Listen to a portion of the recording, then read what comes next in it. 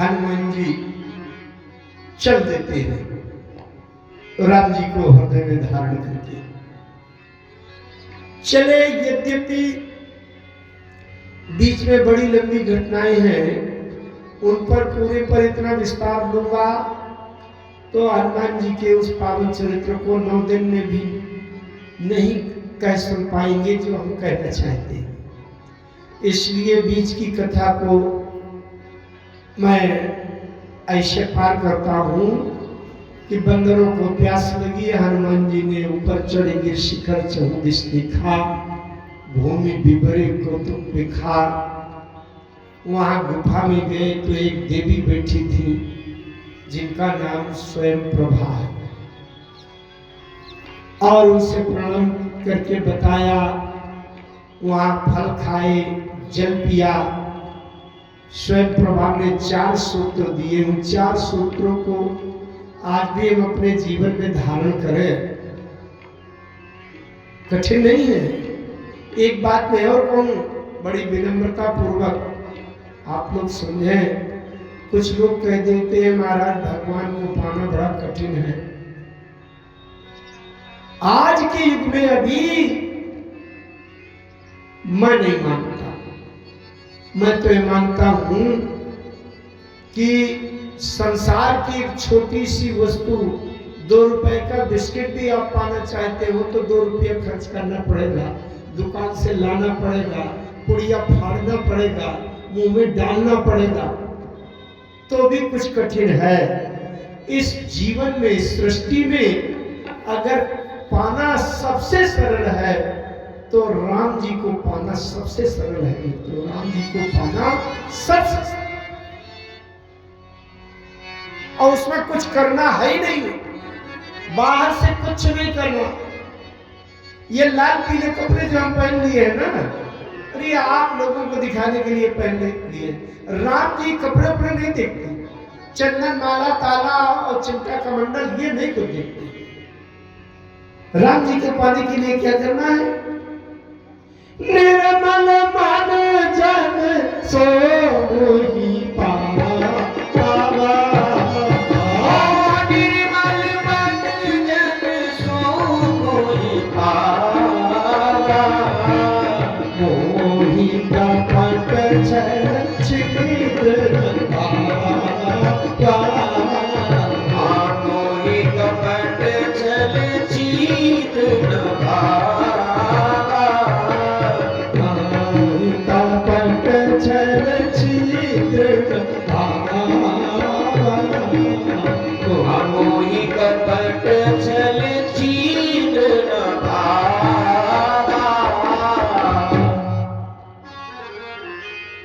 स्वयं प्रभा ने 4 सूत्र बताए हैं,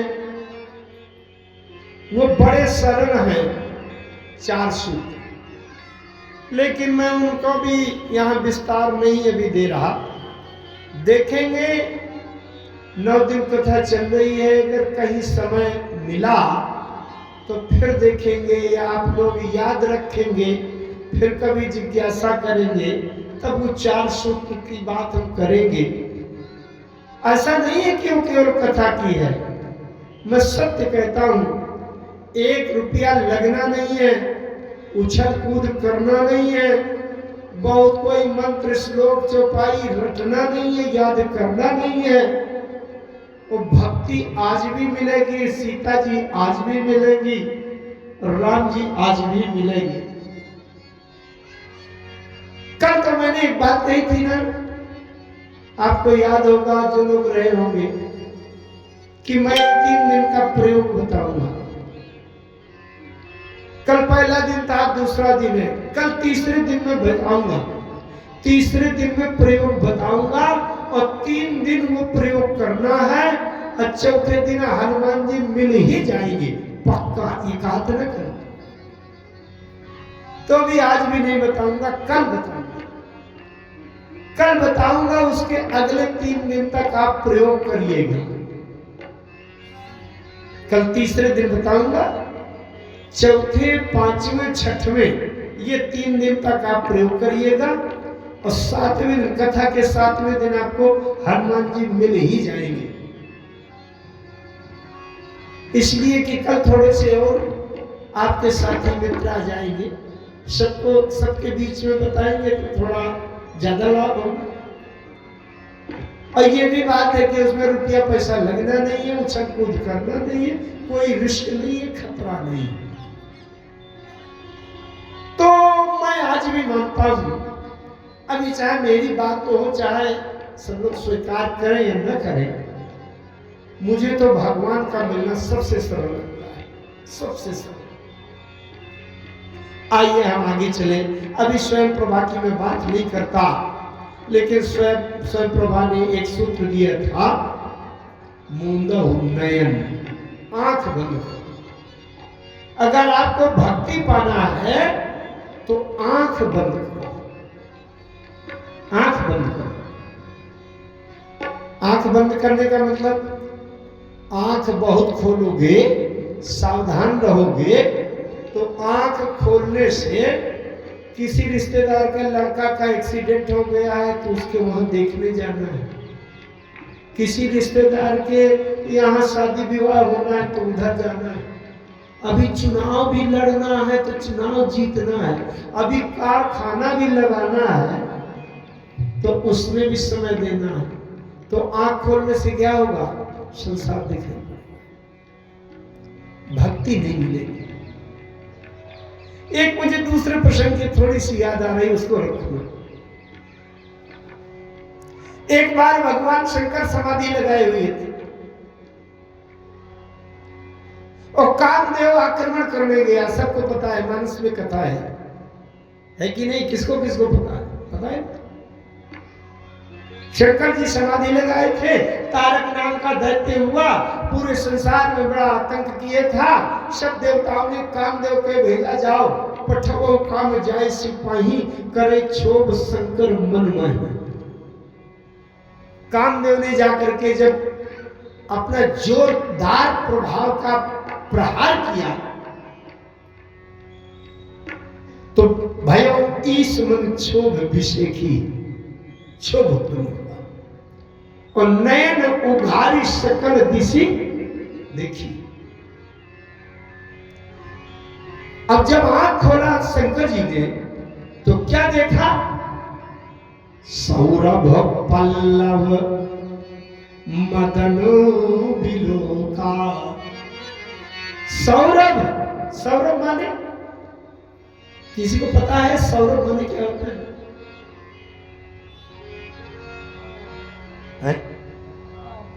आम। सौरभ माने आम। शंकर जी की समाधि लगी थी, कामदेव ने आक्रमण किया, शंकर जी का मन क्षुभित हो गया और शंकर जी ने आंख खोला तो क्या दिखाई पड़ा? आम। ऐसा आम के पत्तों में छुपा था काम। काम छुपा था कि नहीं? सौरभ पल्लव मदन बिलोका। और जब शंकर जी आंख बंद किए थे तो कौन दिखाई दे रहा था? अरे जब आंख बंद करके ध्यान करते हैं तो राम। इसका मतलब जब आंख बंद किए थे तो दिखाई दे रहे थे राम, आंख खोला तो दिखाई पड़ा आम, और आम के भीतर छिपा था काम। समझ रहे? आम मन क्या होता है? जैसे कहीं पर लिखा है, यह आम रास्ता नहीं है। आम माने साधारण, सामान्य।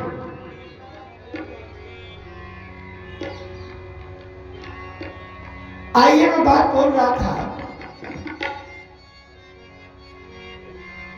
कि अगर हम आंख खोलेंगे संसार में तो आम माने साधारण संसार की रचना दिखाई देगी, और ये आम माने सामान्य संसार के भीतर काम छुपा मिलेगा। चाहे जहां देखो आप, किसी का कारखाना चल रहा है तो काम शरीर सुख के लिए पैसा कमाने में लगे। कोई चुनाव जीतने की तैयारी कर रहा है तो वहां भी काम छुपा है। इस आम संसार रूपी आम में काम दिखाई पड़ेगा। और अगर राम को देखना है तो आप आंख बंद करिए, ये शंकर जी की समाधि से पता चला।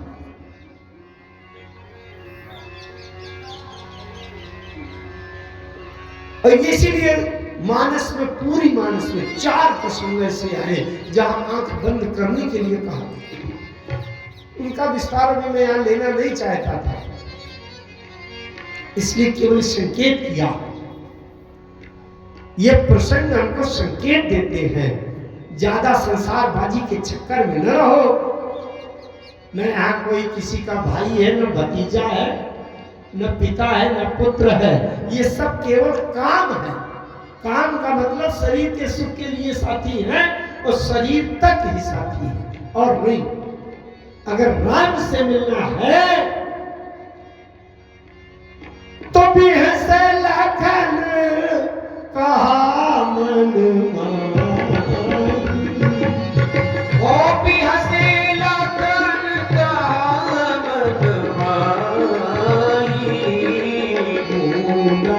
माई की कहूँ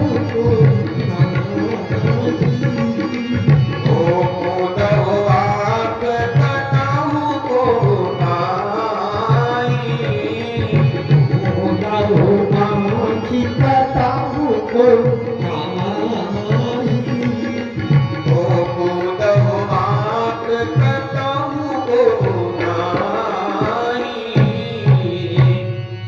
कुछ नहीं है, संसार एक सपना है। अच्छा, संसार एक सपना है, संसार झूठा है, ये काहे के लिए जीवन भर रटते रहते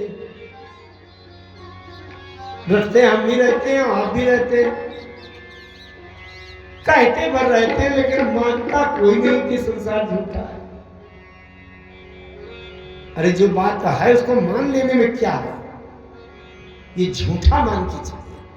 किसी का लड़का छत से गिर गया है, तो किसी का टॉप पोजीशन पर पास हो गया है, तो कोई बड़ा अधिकारी बन गया है, तो किसी का कुछ हो गया है, बन गया है, किसी का पेट, ये सब झूठा हो गया। 2 मिनट उसके साथ सांत्वना कर लो, हो गया, आगे कदम बढ़ाओ। संसार तो आंख बंद करना है। स्वयं प्रभा ने कहा मूंदा नयन, आंख बंद करो। बंदरों ने बात तो मान लिया। नयन मूंदी पुनी देखई बीरा, नयन मूंदी पुनी देखई बीरा, नयन मूंदी पुनी देखई बीरा, नयन मूंद पुनी देखई बीरा, ठाढ़े सकल सिंधु के तीरा, ठाढ़े सकल सिंधु के तीरा, ठाढ़े सकल सिंधु के तीरा, ठाढ़े सकल सिंधु के तीरा। गोस्वामी जी ने नाप तोल भी लिखा है, जैसे किसी एक सिद्ध संत ने बताया, एक मंत्र बताया आपको, और ये बताया कि ये मंत्र का जप करो और तुम्हें धन संपत्ति प्राप्त हो जाएगी। तो 10-15 मिनट उसने कह दिया आंख बंद करके जप करना, तो आपने 15 मिनट किसी संत ने बताया कि आंख बंद करके ये मंत्र का जप करो, धन संपत्ति प्राप्त हो जाए। आपने आधा घंटा आंख बंद करके जप किया और तुरंत ऐसे ऐसे टटोलने लगे कि सोने का ढेर लगा कि नहीं। गोस्वामी जी लिखते हैं नयन मूंदी पुनी देखहि बीरा, इसका मतलब 5-10 मिनट तक आंख बंद किया, नयन मूंदी पुनी देखे बीरा, तुरंत देखने लगे। आंख खोले जरा, सीता जी दिखाई पड़ेगी नहीं। तो ठाढ़ी सकल सिंधु के तीरा, अरे खोला आगे समुद्र भरा। अरे बंदरों ने कहा बड़ा खतरनाक प्रयोग है भैया, थोड़ा सा और चुक जाते, 1-2 मिनट और आंख बंद किए रहते तो बीच समुद्र में टपक जाते। बड़ी खतरनाक यात्रा, बच गए, नहीं तो समुद्र में घुस जाते। किसी ने कहा पीछे लौट चलो, बंदरों ने कहा नहीं नहीं पीछे नहीं जा सकते, क्योंकि लौट के जाएंगे तो सुग्रीव जी मार डालेंगे। सुग्रीव जी ने समय दिया था, एक महीने में अगर सीता का पता नहीं लगाया और 1 महीने से ज्यादा समय लगा दिया, अवधि में जो बिन सुधि पाए, आवही बनी है सो मोहि मराए, तो सुग्रीव मार डालेगा। ज्ञान सुधि सीता के पाई,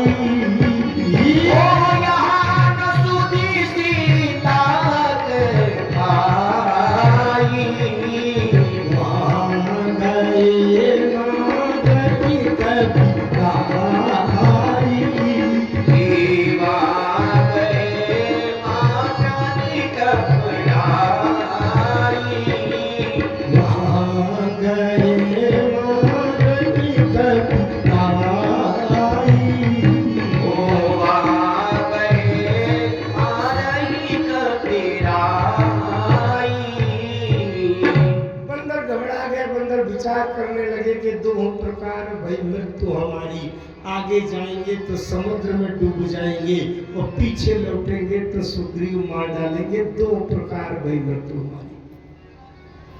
उस सेना में एक बंदर बड़ा चालाक था। अरे उसने कहा मैं बताऊं जुक्ति? बोले हाँ बताओ। बोले हम ना आगे जाएंगे ना पीछे जाएंगे, यहीं बैठे रहेंगे तो मृत्यु नहीं होगी।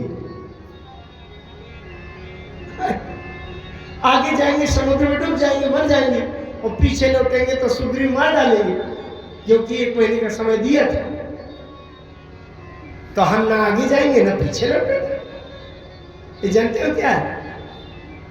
हम लोग सोचते हैं कि हमको इतना बुद्धा थोड़ी होना है कि हमें लड़का नाती के भरोसे होना पड़े। हम आगे जाएंगे ही नहीं, इसी तरह जवान बने रहेंगे और पीछे लौटेंगे नहीं। हम लोग क्या सोचते हैं, एक्सीडेंट फलाने का हुआ है कोहरा में जो मर गए हैं, हमारा थोड़ी होना। हार्ट अटैक उसका हुआ है, मेरा थोड़ी होना। हम लोग सोचते हैं कि हम इसी तरह टनाटन में बैठे रहे। मैं स्वयं भी जब बचपना या जवानी थी तो सोचा करता था बुढ़े लोगों को देखकर कि चश्मा जो लगाते हो, कहते हैं हमारा चश्मा ढूंढा दिखाई नहीं पड़ता, तो मैं सोचा करता था कि ये चश्मा लगाते हमको थोड़ी लगाना, और आज हमारे भी चश्मा लग गया। तो कुछ लोग सोचते हैं कि हमको तो आगे जाने नहीं है तो मरेंगे नहीं। ठीक है, सबने कहा भैया तुम बड़े होशियार हो, लाओ कुशा ले आओ, बिछा ले, बैठ जाए।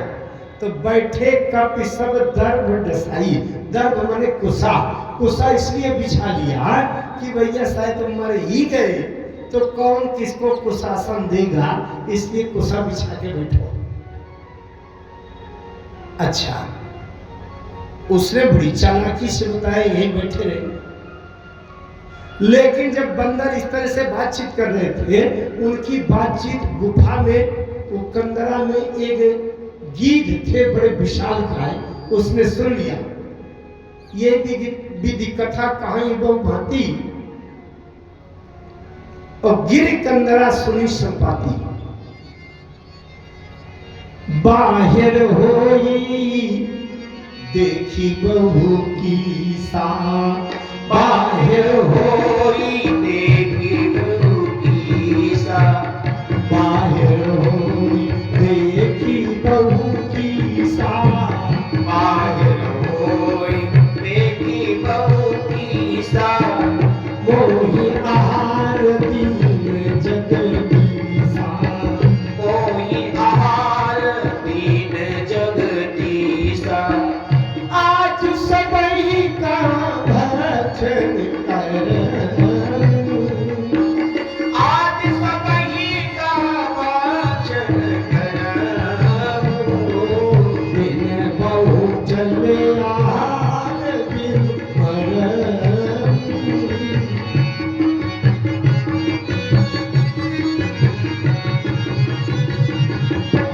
दिन बहु चले आहार बिन मर,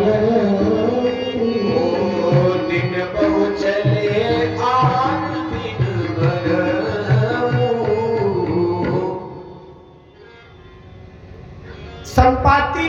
के गीध बैठे थे जो जटायु के बड़े भाई हैं। उन्होंने देखा कि अरे बहुत से बंदर बैठे हैं। उन्होंने ललकार कर कह दिया आज सबको खा जाऊंगा, बहुत दिनों से भूखा बैठा हूं, किसी को नहीं छोड़ूंगा। कब हमें मिली घर उतरे हारा, आज दीन विधि एक ही बारा। अब बंदर घबरा गए, भैया वो चालाकी भी न चल पाएगी कि हम ना आगे जाएंगे न पीछे जाएंगे। आगे जाएंगे तो समुद्र में डूब जाएंगे, पीछे जाएंगे सुग्रीव मार डालेगा, और यहाँ बैठे हैं तो ये महोदय कह रहे हैं कि सबको खा जाऊंगा। डर पे गीध बचन सुनी काना, डर पे गीध बचन सुनी काना। अब भामरन सत्य हम जाना, अब भामरन सत्य हम जाना। अब भामरन सत्य हम जाना। ओ अब भामरन सत्य हम जाना। अच्छा, कभी कभी हम मृत्यु को भी झूठे मूठ बिल्कुल फुसलाए रहते। लोग कहते रहते मर जाऊंगा मर जाऊंगा। अरे मर जाऊंगा, मर जाना है तो मर जाओ, कहना क्या है इसे। अभी तक झूठे झूठ लगता था कि मृत्यु को भी झुठला देंगे, लेकिन अब भाव मरण सत्य हम जान, अब सत्य अब मर जाएंगे। क्या है ये काल का स्वर है और मृत्यु की गुफा है। कुछ लोग कहते हैं भैया रोड में ना, गाड़ी में न चलो, वाहन में, कार में एक्सीडेंट बहुत हो रहे, तो क्या ट्रेन नहीं पलटती क्या? और ट्रेन में मर गए, अरे भैया आप जाने लायक नहीं है कहीं, तो आप घर में घुसे कमरे में बैठे रहोगे तो मरोगे नहीं क्या? अब भाग मरण सत्य हो जाना। आप आगे भी न जाओ, पीछे भी न जाओ, जहां के तहां भी बैठे रहो तो भी मृत्यु होगी ही होगी, क्योंकि जात से ही ध्रुव मृत्यु।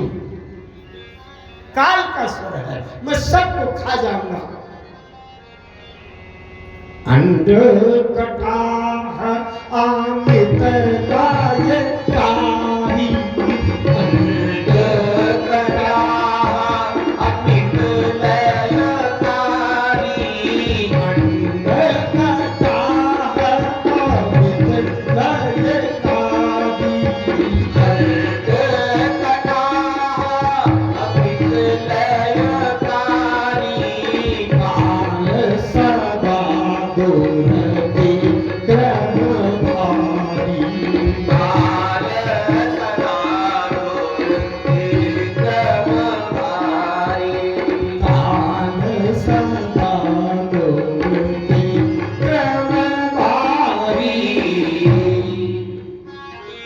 काल किसी को नहीं छोड़ता। अग जग जीव नाग नर देवा, नाथ सकल जग काल कलेवा।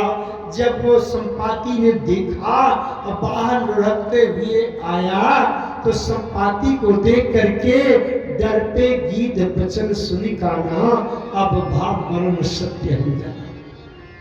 कभी सब उठे गीध को देखी, अंदर सब खड़े हो गए, गीध आ गए। कहे अंगद बिचारी मन माही, धन्य जटायु सम को नाई। ओ धन्य जटायु सब को नाई। धन्य जटायु सम को नाई। ओ धन्य जटायु सब को नाई। धन्य जटायु सम को नाई। ओ धन्य जटायु सब को नाई। संपाति जी जब सबको खा जाने के लिए कहने लगे, तो अंगद जी ने कहा जटायु के समान कोई धन नहीं। क्यों? क्योंकि संपाति भी गीध है, एक जटायु भी गीध है। तो जटायु ने राम जी के सीता जी को बचाने के लिए अपने प्राण स्वयं दे दिए, सीता की रक्षा के लिए अपने प्राण दे दिए। और ये सीता के खोज में जाते हुए बंदरों के प्राण लेने के लिए तैयार है। तो गीधों में देखा जाए तो जटायु धन्य है, ये धन्य नहीं है। और दूसरी दृष्टि में जटायु को कोई ड्यूटी नहीं दी गई थी कि तुम सीता की पहरेदारी करना, कोई जिम्मेदारी थी क्या? लेकिन जटायु इतने भावुक होकर के सीता की रक्षा में अपने प्राणों की आहुति दे दी। और हम लोग बंदरों के लिए अपने लिए सोच रहे हैं, हम लोग सीता जी की ढूंढने का, खोजने का काम का संकल्प लेकर आए हैं, नियुक्त किए गए हैं, और हम अपने प्राणों के लिए घबरा रहे हैं कि हमारे प्राण न चले जाए।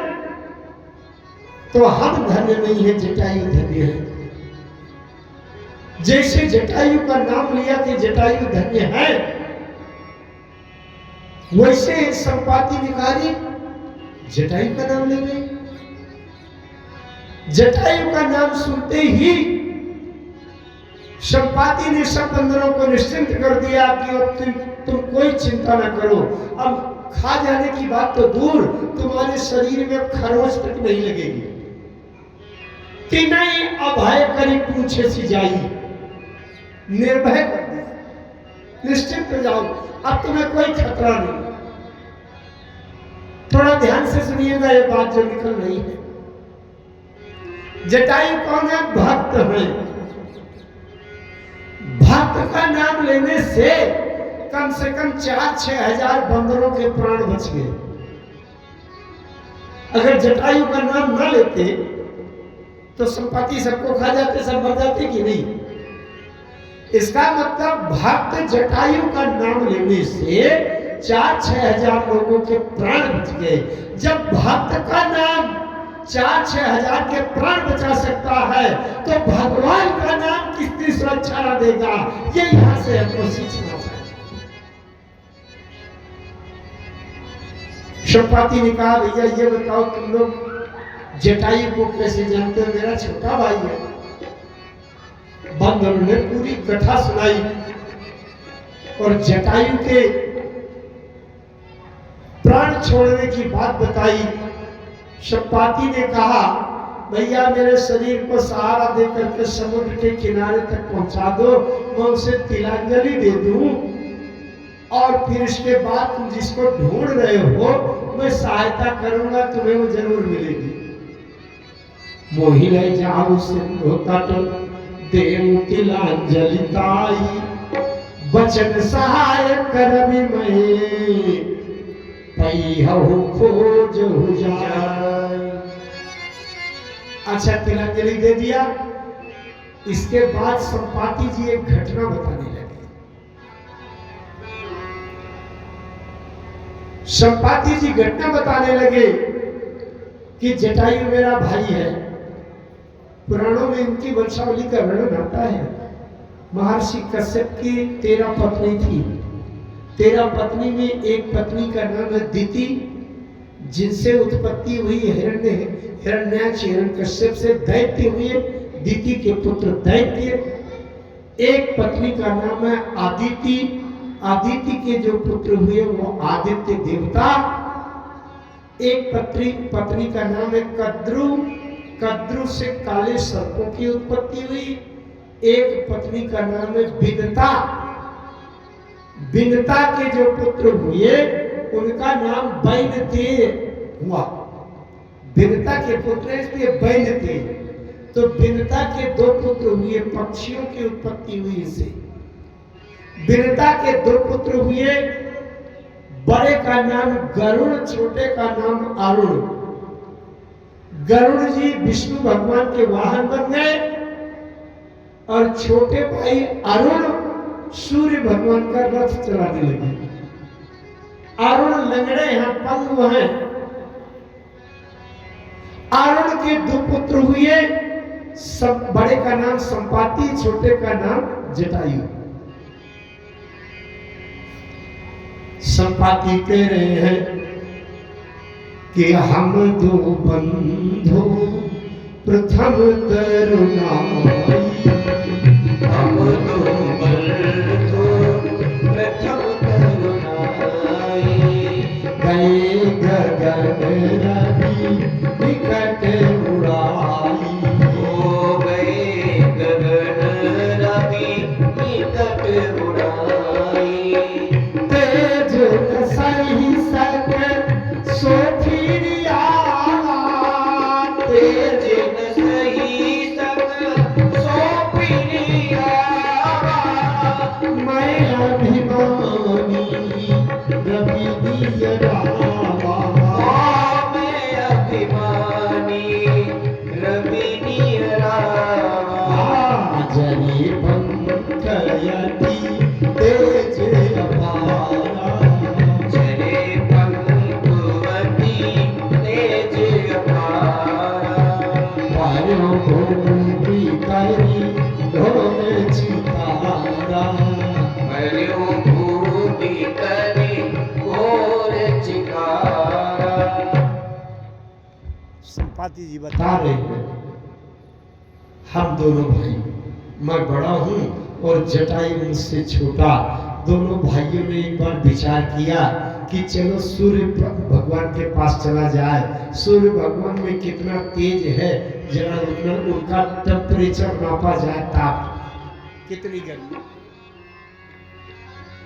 संपाति जी बता रहे हैं कि जटायु तेज नहीं सहन कर पाए, तेज न सही सक सो फिर आवा, वो लौट ही आया।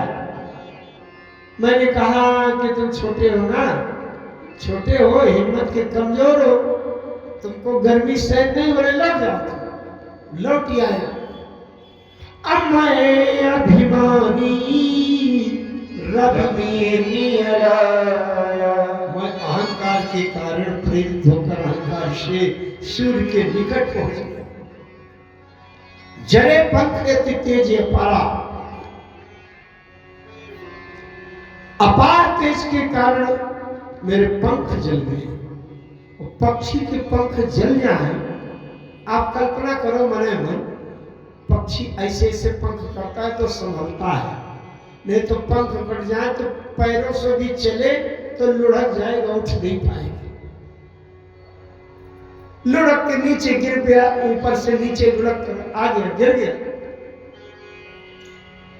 पर भूमि कर घोर शिकारा, चिगारते हुए धरती में गिर पड़ा। उस समय चंद्रमा की आवश्यकता होती है।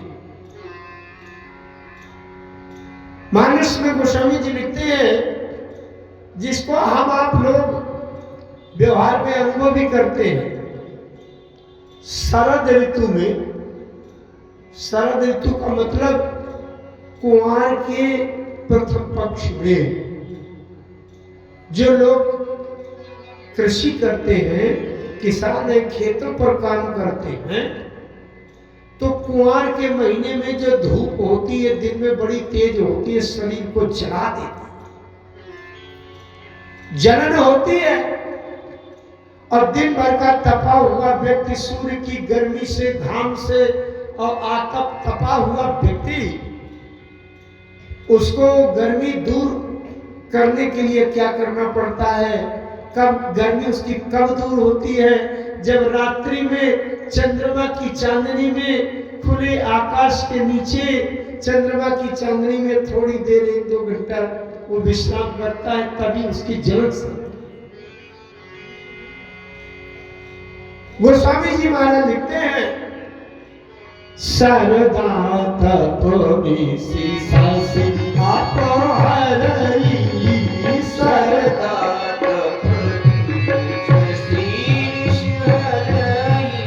सरदा तपोनी सी सासी आप हरई, सरदा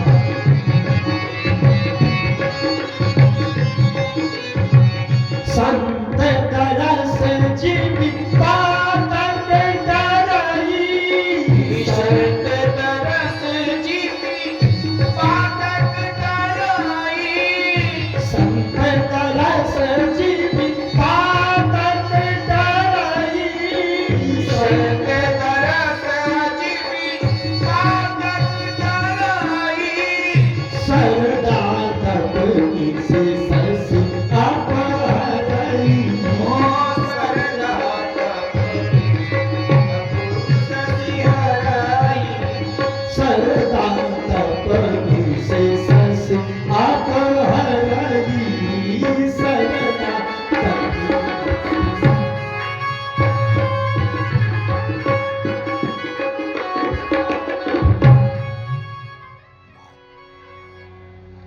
शरद आतप।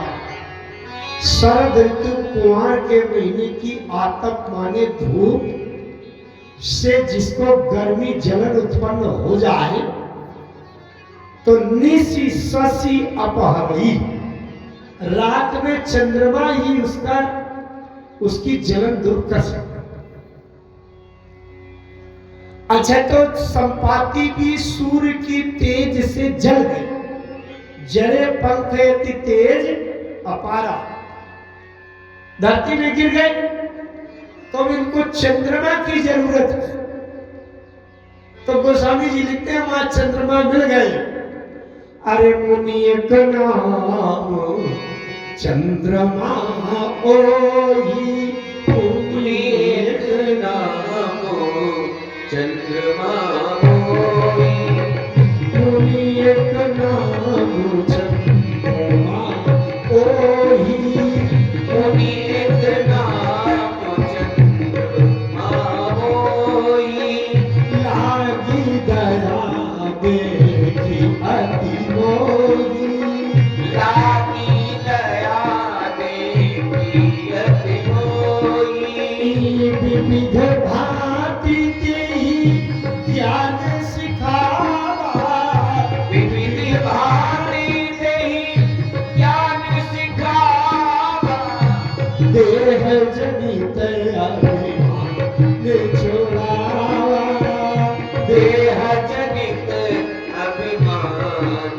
छुड़ावा, देह जनित अभिमान छोड़ावा। चंद्रमा नाम के मुनि मिल गए। आपको शायद पता हो या ना हो, सतियों में शिरोमणि एक अनुसुईया जी का विशिष्ट नाम है। अनुसुईया जी के यहाँ एक बार तीनों देवता ब्रह्मा विष्णु महेश गए थे अनुसुईया जी का सत्य दिखाने के लिए।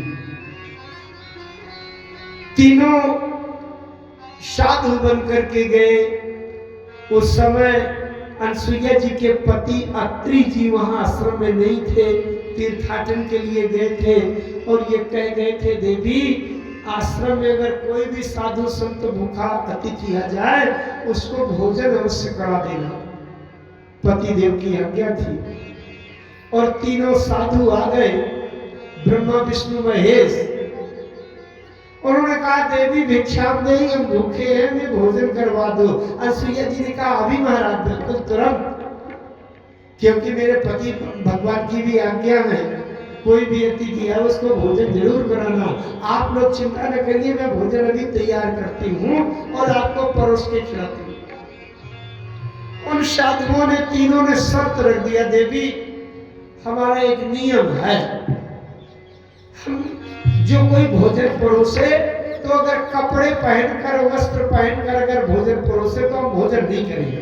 पता नहीं वो कपड़ा उसका शुद्ध हो अशुद्ध हो, छुआछूत का हो, धोया हो बिना धोया हो, कैसा हो क्या हो, गंदगी लगी हो, इसलिए वही भोजन तो तभी करेंगे जब वस्त्र उतार कर तुम परोसो। अनुसुईया जी ने सोचा ये तो बड़ी विकट परिस्थिति होगी। ध्यान लगा करके देखा अनुसुईया जी ने तो ये जो बने हुए साधु थे ये अंदर से ब्रह्मा विष्णु महेश थे, सत्य दिगाने आए थे। अनुसुईया जी ने अपने पातिव्रत तपस्या के प्रभाव से तीनों देवताओं को छोटे छोटे 6-6 महीने के बच्चे बना दिए और कपड़े उतार कर उनको भोजन परोस दिया, दूध भी पिला दिया और पालने में डाल दिया। जो बड़ा प्रसिद्ध गीत है,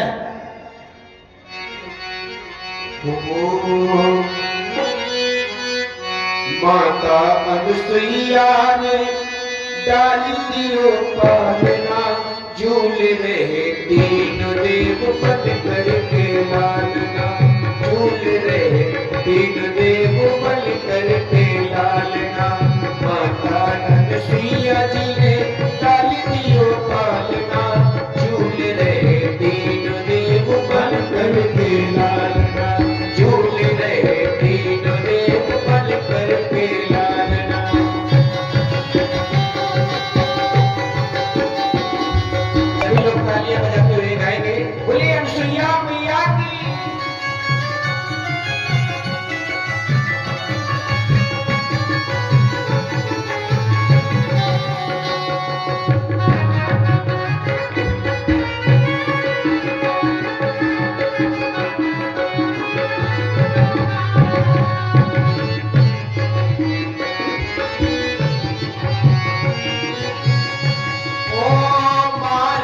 खुशी की माँ भूली न समाती, मारे खुशी की माँ भूली न समाती, गोदी में लेती कभी पल ना झुलाती, गोदी में लेती कभी पल ना झुलाती। कौन करे आज मेरे, प्रिया कहती है, वो कौन करे आज मेरे भाग्य की सराहना, झूल रहे दीन देव पल करके लालना, झूल रहे दीन देव पल करके लालना।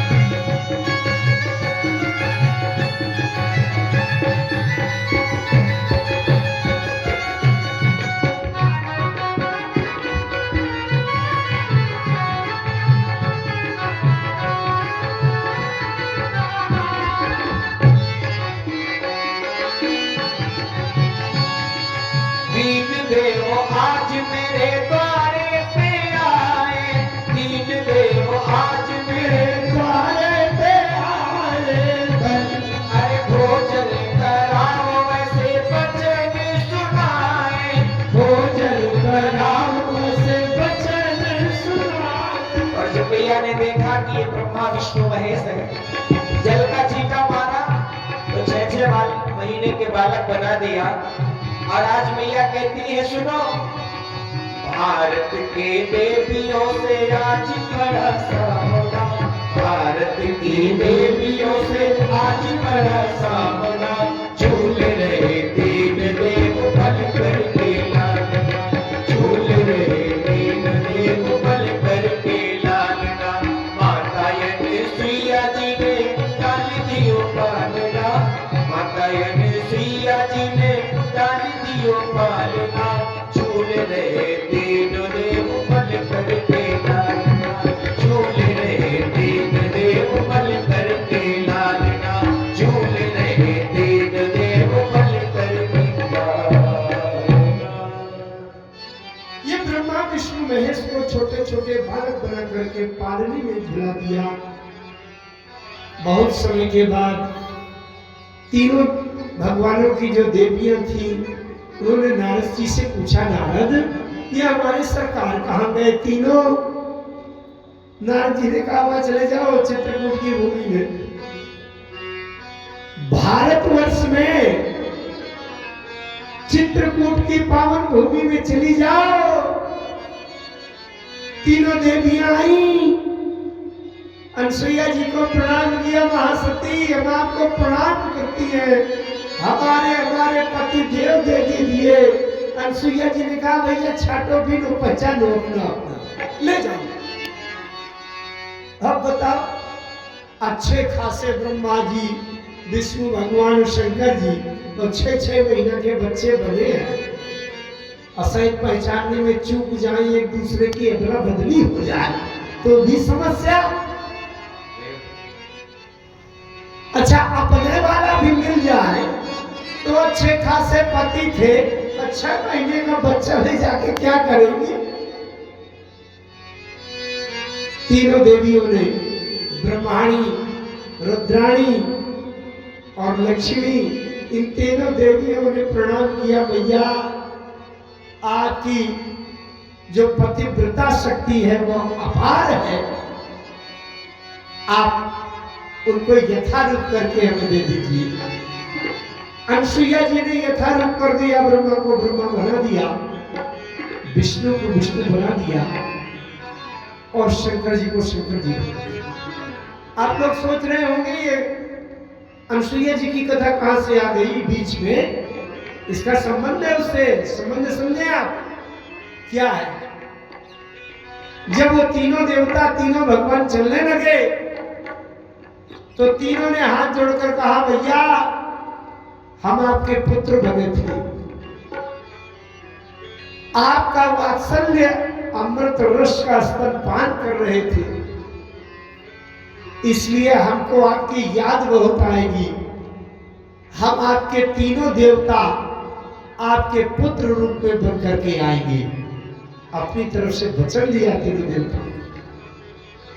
तो जो ब्रह्मा जी हैं वो चंद्रमा नाम के मुनि बन करके अत्रि अनसुईया के पुत्र बने, और जो विष्णु भगवान है वो दत्तात्रेय नाम के पुत्र बने, और जो शंकर जी हैं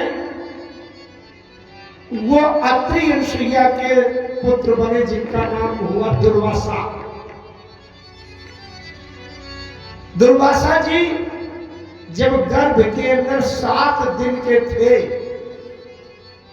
उस समय है वंश के राजा ने अत्रि मुनि का कोई अपमान कर दिया, तो उनको अपने पिता का अपमान सहन नहीं हो पाया, तो 7 दिन के थे और अनसुईया जी का पेट फाड़ कर बाहर निकल आए और है वंश के राजा का वंशनाश कर दिया। है देश के राजा का वंशनाश कर दिया।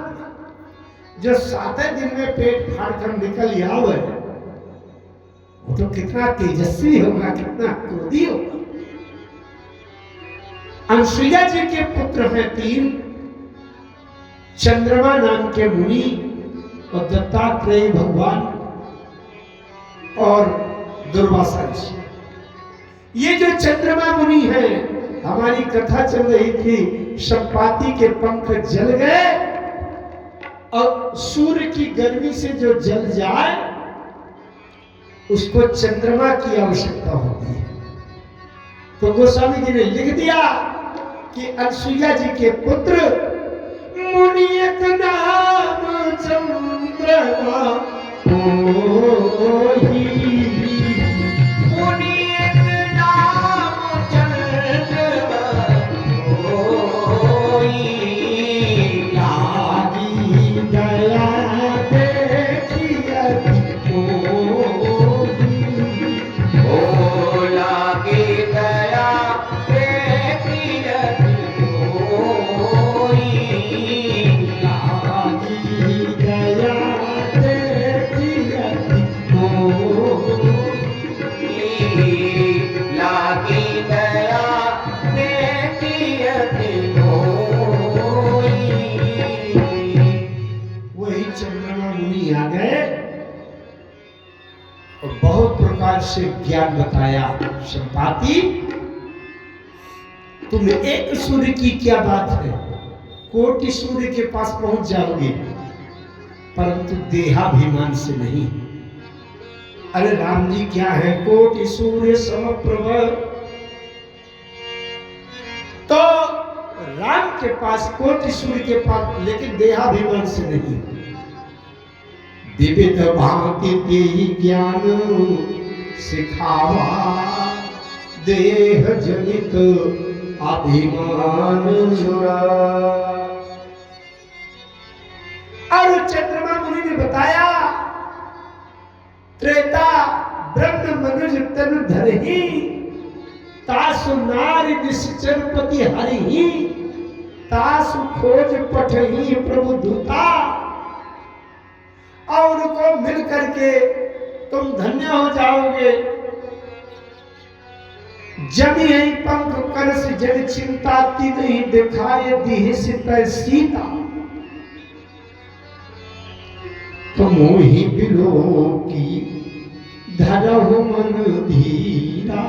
हे मोहि बिलो की धरहु मन धीरा, राम कृपा कस भयउ शरीरा। राम कृपा कस भयउ शरीरा। पापी उजागर नाम सुमिरी, ओ पापी उजागर नाम सुमिरी। अति अपार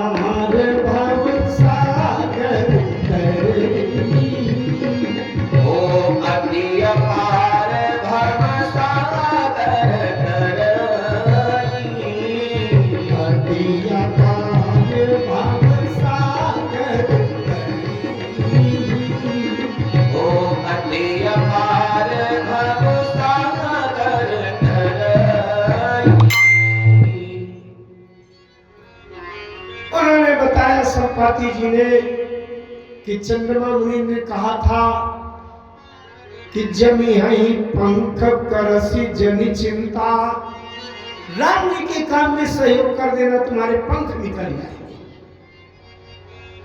पंख निकला, अति नहीं दिखाए दी सुत सीता, उनको सीता दिखा देना, बता देना। संपाति जी ने बंदरों से पूछा, ये बताओ तुम कहां जा रहे हो, क्या काम है, क्यों बैठे हो? बोले सीता को ढूंढ रहे हैं। अच्छा, संपाति जी ने कहा मिली सीता? बोले नहीं मिली। अरे बोले ये बैठी है सीता, ये बैठी है 15 फीट के नजदीक। संपाति जी ने कहा ये बैठी है 15 फीट के नजदीक, निकट बैठी है। अब आप कहेंगे कि 15 फीट कहां लिखा है? मानस में लिखा है, पढ़ा आपने कभी कि नहीं? 15 फीट की नाप। संपाति जी ने बता दिया, तहां अशोक उपवन जहां रहाई, तहां अशोक उपवन जहां रहाई, अशोक उपवन जहां रहाई, तहां अशोक उपवन जहां रहाई, सीता बैठी सोच रत आई, सीता बैठी सोच रत आई, सीता बैठी सोच रत आई, सीता बैठी सोच रत आई।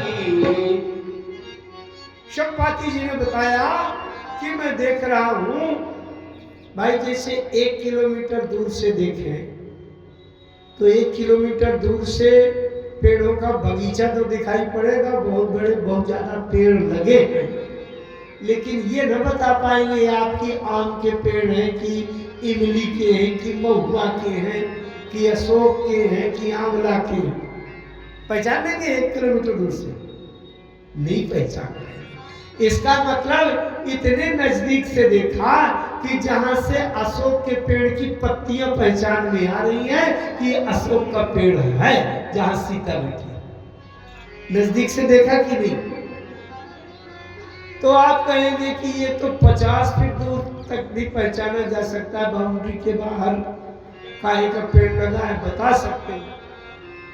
अब आपने कहा 15 फीट नजदीक से दिखा, 15 फीट दिखा है। देखो इस पंडाल में पीछे जो व्यक्ति बैठे हैं, हो सकता है पहचानने वाले पहचान लें कि फला व्यक्ति बैठे हैं, लेकिन उनके चेहरे की मुद्रा, माथे की रेखाएं सिकुड़न, उदास है कि प्रसन्न है, ठीक है कि कुछ अस्वस्थ है, ये नहीं पहचान पाएंगे। ये तो इतने ही नजदीक हो, जैसे यहाँ मंच के पास कोई आ जाए तब पता चलेगा कि ये प्रसन्न है कि उदास है। तब लोग कहे क्या बात है, आपका चेहरा बहुत उतरा है। संपाति जी ने बताया ये बैठी है सीता, अशोक के वृक्षों का बगीचा है, ता अशोक उपवन जहां रहाई। बंदरों ने पूछा संपाति जी से कि जब आप देख ही रहे हैं तो आप ये बता दीजिए कि सीता कैसी है, बैठे हुए प्रसन्न है, खिलखिला के हंस रही है, हा कर रही है, या उदास है, निराश है, कैसी? अगर सीता वहां जाके बैठ के हंस रही हो, खिलखिला रही हो, तो हम लोग समझ जाएंगे कि भैया सीता मन से गई है, केवल रावण का दोष नहीं है। समझ जाएंगे कि नहीं? संपाति जी ने बताया मैं देख रहा हूं कि सीता बैठी सोच मत आई। सीता जी बैठी हैं उनके चेहरे की स्थिति दिख रही है, सीता प्रसन्न नहीं है, सीता उदास है, निराश है, सोचनीय मुद्रा में है, दुखी है, नीचे मुंह लटका हुआ है, चेहरे का रंग उड़ा हुआ है, चिंता की, दुख की लकीरें, ये रेखाएं पड़ी हुई है सिकुड़न। अब सोचो आप, इतने नजदीक से देखा कि सीता जी के चेहरे की उदास मुद्रा, चिंता की रेखाएं दिखाई दे रही हैं, तो ये 15 फुट से ज्यादा दूर अगर कोई होगा तो चेहरे की रेखाएं नहीं दिखाई दे सकती। ये संपाति जी ने देख करके बताया, ये बैठे शबंदर उठ उठ कर ऐसे ऐसे देखने लगे, कहां बैठी है सीता, कहां बैठी है सीता। संपाति जी ने कहा, किसको देख रहे हो? बोले सीता को। हम भी देख रहे। बोले बैठ जाओ। बंदरों ने कहा क्यों? बोले मैं देखा तुम नहीं, मैं तो देख लूंगा लेकिन तुम नहीं देख पाओगे। यहां सब लोग विशेष ध्यान दीजिएगा, पूरी कथा के निचोड़ है। अगर ये दृष्टि आ जाए, ये बात समझ में आ जाए तो दृष्टि बदल जाएगी। सभी लोग ध्यान देंगे। संपाति जी ने कहा मैं देख रहा हूं पर तुम नहीं देख पाओगे। बंदरों ने पूछा क्यों? प्रश्न होता है कि नहीं? आप देख सकते हैं तो हम क्यों नहीं देख पाएंगे? गीधे दृष्टि अपार तो अपनी जगह पर है, लेकिन बंदरों ने पूछा क्यों? ध्यान से सुनिए। संपाति जी ने पूछा बंदरों से कि तुम किसको देखना चाहते हो? बंदरों ने कहा वैदेही को देखना चाहते हैं। संपाति जी ने पूछा कि वैदेही को देखना चाहते हो, लेकिन किन नेत्रों से देखना चाहते हो? बंदरों ने कहा देही के नेत्रों से देखना चाहते हैं। संपाति जी ने कहा यही तो विडंबना है, देही के नेत्रों से देही को देखा जा सकता है पर वैदेही को नहीं। वैदेही को देखने के लिए देखने को घन श्याम की मूरत चाहिए, सूर्य की आंधरी आंखें। देखने को घन श्याम की मूरत चाहिए, देखने को घन श्याम की मूरत चाहिए, सूर्य की आंधरी आंखें। देखने को घन श्याम की चाहिए, सूर्य की आंधरी आंखें। देखने को घन श्याम की मूरत चाहिए, सूर्य की आंधरी आंखें। देखने को घन श्याम की सूरत चाहिए, सूर्य की आंधरी आंखें। देखने को घन श्याम की सूरत चाहिए, सूर्य की आंधरी आंखें। चाहिए सूर्य की आंधरी आंखें। अभी कही गई थी ना बात, ये आंख खोल कर देखेंगे तो क्या दिखाई देगा? आम। राम को देखने के लिए आंख बंद कर। फिर बंदरों ने प्रश्न किया तो फिर संपाति जी से कि आप क्यों देख रहे हैं? मानस को ध्यान से पढ़िए। संपाति जी ने बताया कि चंद्रमा मुनि ने मेरा देहाभिमान, देहवाद दूर कर दिया। विविध भांति के ज्ञान सिखावा, देह जनित अभिमान छुड़ावा।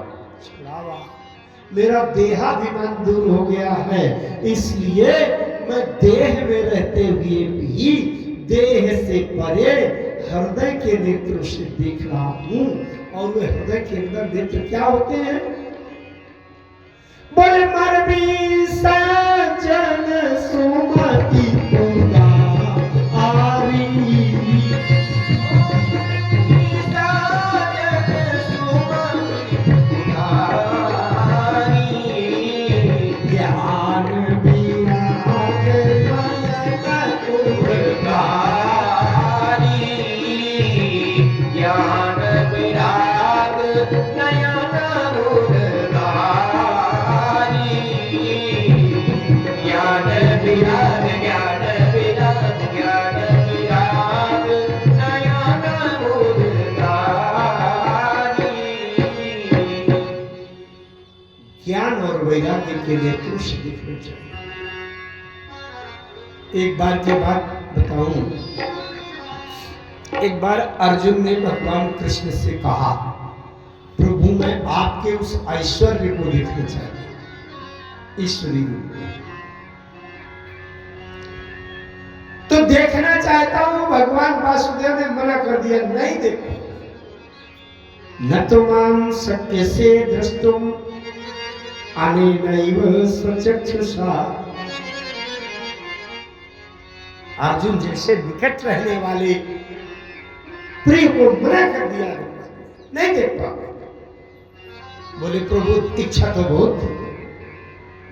बोले तो ठीक है, मैं उधार तुमको थोड़ी देर के लिए एक विशेष दृष्टि देता हूं।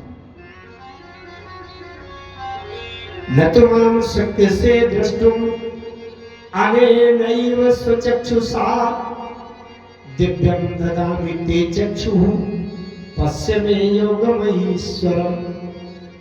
दिव्य दृष्टि देता हूं, दिव्य दृष्टि से देखोगे। कहने का तात्पर्य है सीता भक्ति की सीता तभी दिखेगी जब हमारे जीवन में देहाभिमान दूर हो जाए, देहवाद से परे हो जाए और फिर हृदय से विचार करके अपने जीवन में दैन्यता की स्थिति देखें और फिर भक्ति सीता की ओर देखें, तब भक्ति की सीता दिखेगी। ये सूत्र मिला। अच्छा, लेकिन संपाति जी ने बता दिया, जो ना गई सत जो जन सागर, जो ना गई सत जो जन सागर, जो ना गई सत जो जन सागर, ये जो ना गई सत जो जन सागर, करई सुराम काज मति आकर, करई सुराम काज मति आकर, करई सुराम काज मति आकर, करई सुराम काज मति आकर। जो 100 योजन समुद्र को लांघ जाए, पार कर जाए और बुद्धि का भंडार वही काम कर पाएगा। जामवंत जी ने प्रतियोगिता रख दी, हाँ भाई बताओ कौन कौन जा सकता है समुद्र के उस पार। तो निज निज बल सबका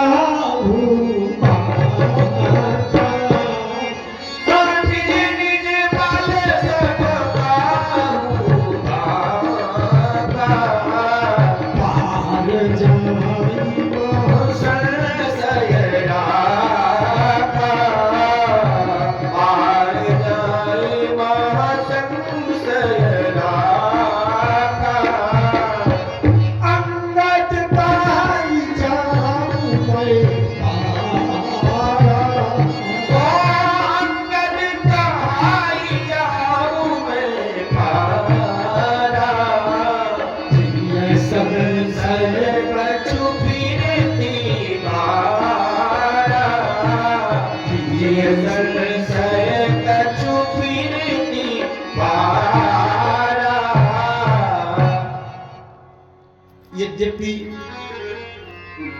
इस पंक्ति पर आधारित इतने विचार हैं, इतना बड़ा व्यापक है कि अंगद काहि जाऊं मैं पारा, जिय संशय कुछ व्यक्ति बाबा, ये अपने आप में एक स्वतंत्र विषय होगा।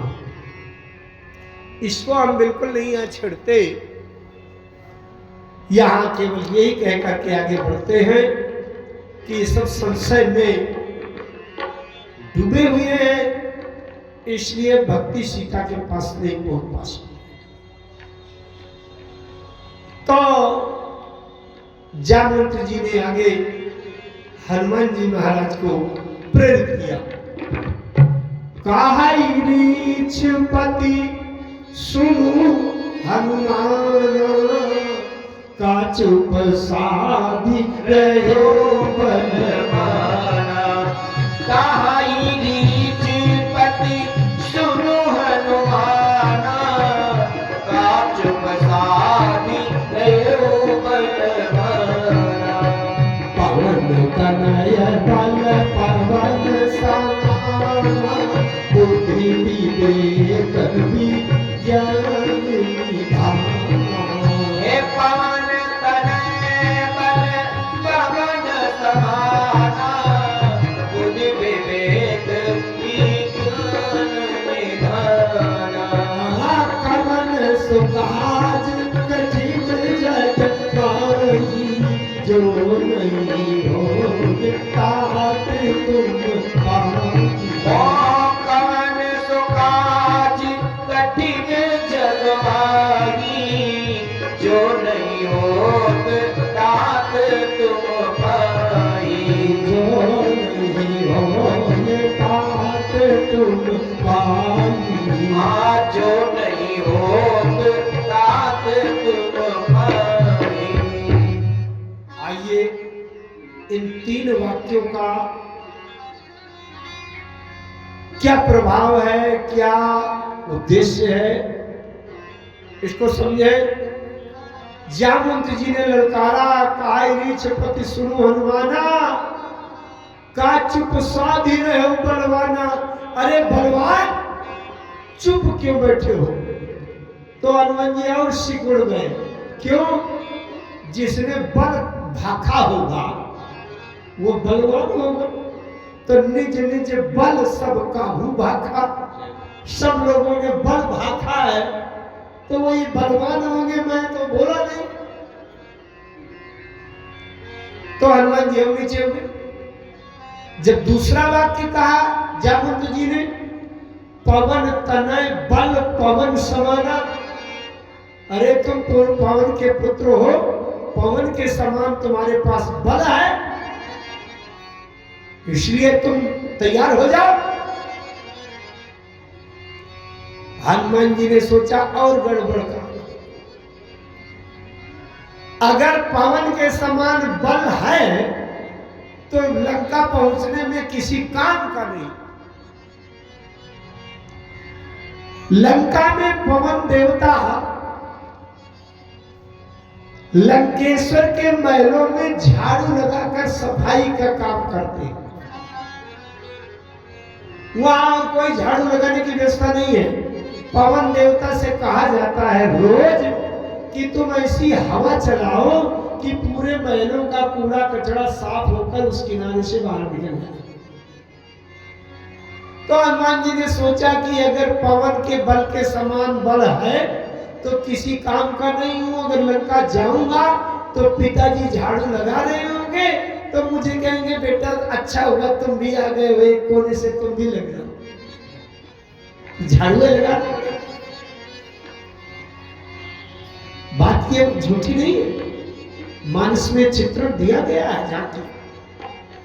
हनुमान जी जब रावण की सभा में गए थे तो रावण ऐसे बैठा हुआ था और सामने इस बगल में 10, 12, 15 लोग हाथ जोड़े खड़े थे। और रावण जब ऐसे देखता था और देखते देखते उनकी तरफ ऐसे दृष्टि करे तो थर थर कांपने लगता है राम राम सत्य हो गया। गोस्वामी जी ने वहां लिख दिया, अरे कर जोरे सुन दिसित विनीता, कर जोरे दिसित विनीता, कर जोरे सुन दिसित विनीता, कर जोरे सुन दिसित विनीता। प्रकृति विलोकत सकल सतीता, प्रकृति विलोकत सकल सभीता, प्रकृति विलोकत सकल सतीता, प्रकृति विलोकत सकल सभीता। ये कर जोरे सुर दिसिप, दिसिप जानते हैं ना? इंद्र, वरुण, कुबेर, पवन, अग्नि, यमराज, काल, ये सब हाथ जोड़े खड़े थे। पवन देवता रावण के महलों में झाड़ू लगाते हैं। रावण के यहां स्नान गृह में जानते हो पानी कहां से गिराया जाता है? न सबमर्सिबल लगा, न कोई सप्लाई, वाटर सप्लाई का कनेक्शन है। जब रावण को स्नान करना होता है तो रावण स्नान गृह में बैठता है और वरुण देवता से सीधे कहता है, वरुण आकर के मेरे ऊपर पानी का फुहारा मारो, जरा स्नान कर लो। रावण का ये प्रभाव। रावण के यहां जब भोजन पकाया जाता है तो कोई लकड़ी, कंडा, चूल्हा, चौका, ये कोयला, गैस, इंडक्शन, हीटर कुछ नहीं है। रावण के यहां भोजन बनाने के लिए जब हंडी को पकाने की जरूरत होती है तो रावण अग्नि देवता से सीधे कहता है, अग्नि आकर के वहां रसोई घर में ये हंडी के नीचे से जाकर के जलो और भोजन पक जाए। तो अग्नि देवता स्वयं जाकर के भोजन पकाते।